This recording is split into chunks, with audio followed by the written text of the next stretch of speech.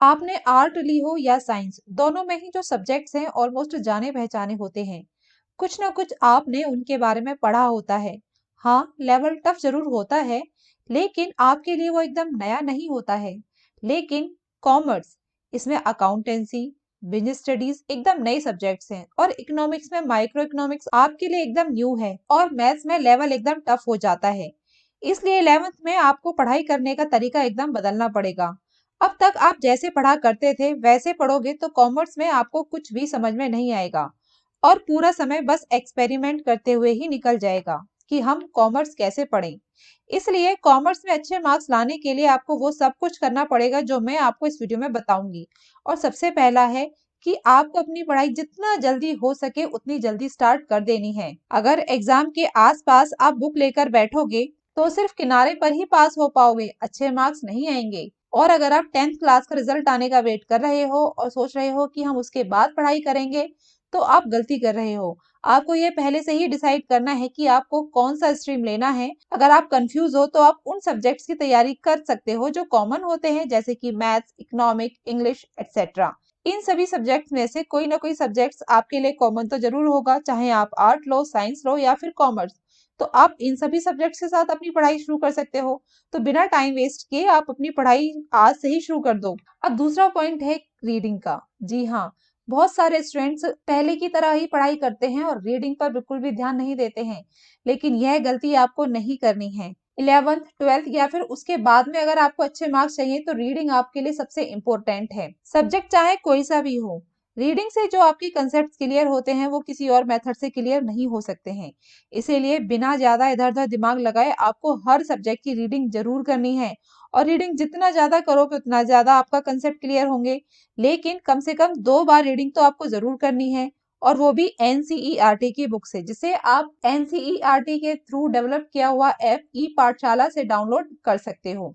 और फर्स्ट से लेकर क्लास 12 तक की कोई सी भी एनसीईआरटी की बुक एक्सेस कर सकते हो, हिंदी लैंग्वेज में, इंग्लिश लैंग्वेज में या फिर उर्दू लैंग्वेज में। उसके बाद तीसरी बात है हैबिट ऑफ नोट्स मेकिंग।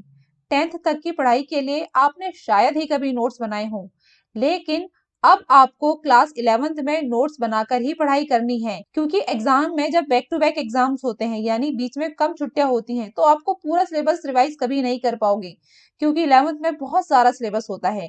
ऐसे में नोट्स आपकी बहुत मदद करते हैं। जो स्टूडेंट्स नोट्स नहीं बनाते हैं वो चाहे पूरा साल कितना ही पढ़ ले, लेकिन लास्ट में एग्जाम टाइम में अच्छे से रिवीजन नहीं कर पाते हैं, और इसीलिए उनका रिजल्ट भी बेकार आता है। क्योंकि पूरा साल कितना ही पढ़ो, लेकिन अगर रिवीजन नहीं करोगे, एग्जाम टाइम में नहीं पढ़ोगे, तो डेफिनेटली आपका रिजल्ट अच्छा नहीं आएगा। इसीलिए आप सभी को अपने लिए नोट्स स्टार्टिंग से ही बनाने हैं। अब कॉमर्स में अलग अलग सब्जेक्ट्स में नोट्स किस तरह से बनाए जाएं, इसके लिए एक अलग से वीडियो बनाया जा सकता है। अगर आपको इस टॉपिक पर वीडियो चाहिए तो नीचे कमेंट बॉक्स में मुझे लिखकर जरूर बताइएगा, हम इस पर भी एक वीडियो बना देंगे। उसके बाद फोर्थ पॉइंट होता है कि सिलेबस कंप्लीशन के बारे में। मतलब आपको अपना सिलेबस जल्दी से जल्दी पूरा करना है, क्योंकि जो स्टूडेंट्स सिलेबस को जल्दी कंप्लीट कर लेते हैं उनके पास ज्यादा टाइम बचता है रिवीजन के लिए, और जितना ज्यादा रिवीजन उतने ही अच्छे मार्क्स। इसलिए आपको अपना सिलेबस जल्दी से जल्दी हो सके उतनी जल्दी खत्म करना है।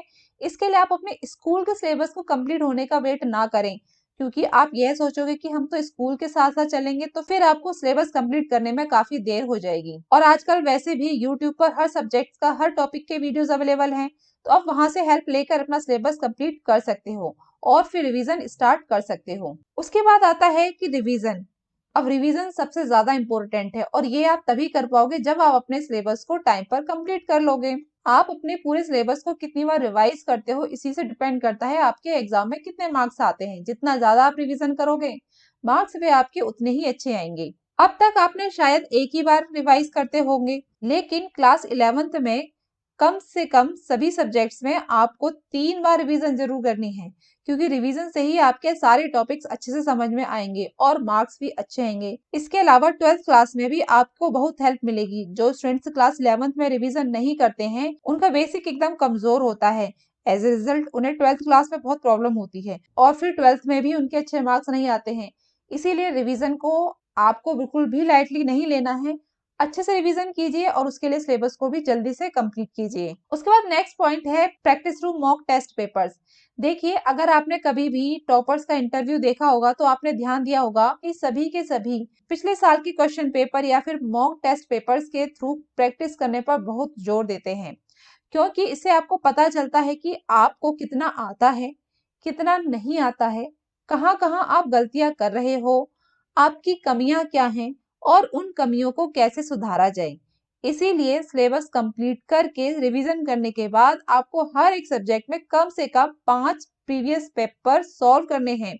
ऐसा नहीं है कि आपने एग्जाम दे लिए और उसके बाद उनको छोड़ दिया। क्वेश्चन पेपर सॉल्व करने के बाद उसको अपने आप चेक कीजिए और देखिए कि आप गलती कहाँ-कहाँ कर रहे हैं और कहाँ-कहाँ इनको सुधारने की जरूरत है। इसलिए सिलेबस कंप्लीट करके रिवीजन करने के बाद आपको हर एक सब्जेक्ट में कम से कम 5 पेपर सॉल्व करके देखने हैं और सॉल्व करने के बाद ये चेक भी करना है कि आपके मार्क्स कैसे आ रहे हैं। अगर आप खाली क्वेश्चन पेपर को सॉल्व करके छोड़ देते हो और उन्हें चेक नहीं करते हो तो इसका कोई भी फायदा नहीं होगा। इसलिए जो भी मॉक टेस्ट पेपर या फिर लास्ट क्वेश्चन पेपर आप सॉल्व करो, फिर उनको अपने आप चेक कर कर भी देखो और देखो कि आपको कितना आ रहा है और कहाँ आपकी गलती है और कितने मार्क्स आपके उसमें आ रहे हैं और आपके मार्क्स सेटिस्फैक्टरी हैं या नहीं। इसके लिए जरूरी है कि आप अपने लिए गोल सेट करो और ये आपका फर्स्ट स्टेप होता है सबसे पहले। मैं लास्ट में इसलिए बता रही हूँ ताकि आप इजीली इसको कनेक्ट कर पाओ। तो सबसे पहले आपको अपना गोल सेट करना है, तभी आप अपने आप को इवेल्युएट कर पाओगे कि आप उस गोल के आसपास हो भी या नहीं हो, कितनी दूर हो और कितनी और तैयारी आपको करनी है।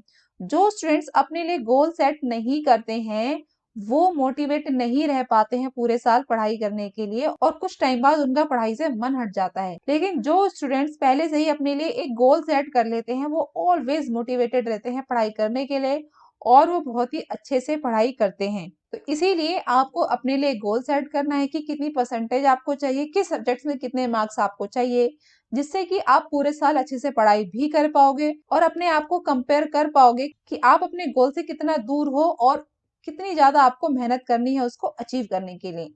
तो इसी के साथ ये वीडियो खत्म होता है। ये वीडियो आपको कैसा लगा नीचे कमेंट बॉक्स में लिखकर जरूर बताइएगा और अगर आपको पसंद आया हो तो लाइक कीजिए, साथ ही साथ दबाइए बेल आइकन जिससे कि हमारे आने वाले सभी न्यू वीडियोस के नोटिफिकेशंस आपको मिले सबसे पहले।